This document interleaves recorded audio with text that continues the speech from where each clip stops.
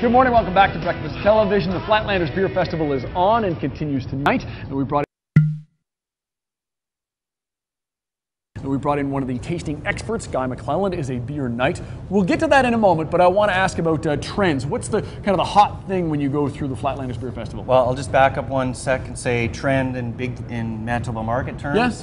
Total beer sales are flat, pardon the pun, in Canada and in Manitoba, no different. Imported beers, this is a selection of some of those now that you can taste at the Flatlanders, are up about 15%, so they've been double digits for about 20 years. Okay. So more Manitobans are discovering beer, and that's really what Flatlanders is about. So that's a trend. At the show itself, I was working very hard last night, but I would say a couple of trends I picked up on were 2 things. Number 1, fruit in brewing, and we're going to pour one. This was probably the star of the show here last night. This that little guy. A strawberry beer from Belgium. All right. Another trend is bitterness in beer. North American brewers are going crazy with what I would call over-hopping beers. Okay, adding more bitter to a beer. Yeah, Okay. and hey, that's all to each his own kind of thing, and taste is taste. These beers have been fashioned over hundreds of years, even up to 1,000 years of brewing, to get where they are now, and I have a lot of respect for that. And that's what we're trying to talk about with Winnipeg consumers at the show. So, I'm going to pour maybe. Maybe? Yeah, please. Oh, one other thing, we want to talk about tasting there. If you're going to the show and you're going to be tasting 57 beers, I don't recommend that, but there is 123 on display there. So maybe take the program and pick your spots. Okay, be choosy, first up. The servings are supposed to be 2 ounces. But anyways, generally speaking, the human palate is limited in how much you can taste.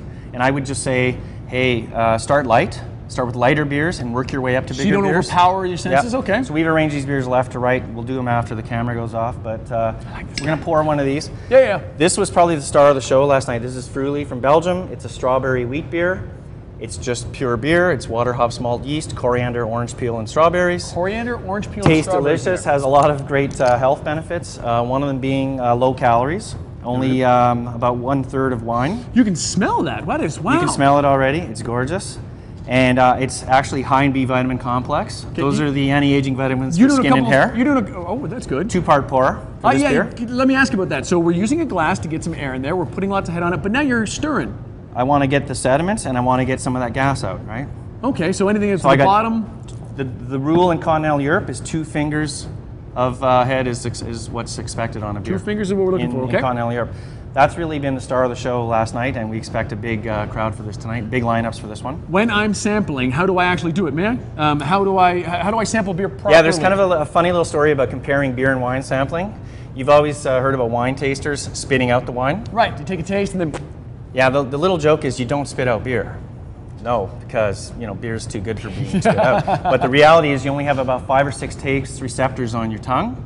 The sour, sweet, salty, bitter. Those are different areas on your tongue. They're physically different areas on your tongue, and bitterness is a key ingredient of beer taste. Okay. The bitterness taste receptors are in the back of your tongue. You have to swallow the beer to be able to actually assess the beer. So in order to properly assess that, I have to look at it, smell it. You always want to get the aroma. Clearly that one's going to have a bit of a strawberry aroma, and you want to let it drop because it's got to go back to the back of your tongue. That's absolutely delicious.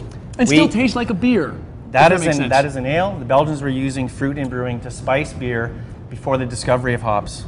So actually, that's an ancient style of beer. It's an ale, it's a beer, and it really opens up this scope or the aperture for Winnipeg beer consumers at Flatlanders to say, wow, I never knew beer could be like that. Wow, I never knew beer could be like that. For all the information, breakfasttelevision.ca. If you think you know beer or you want to maybe expand your palate a little bit more, Flatlanders Beer Festival goes tonight at the Convention Center, and all the details are on our website. Let's check on the weather conditions. Cheers, Brittany Bagnall.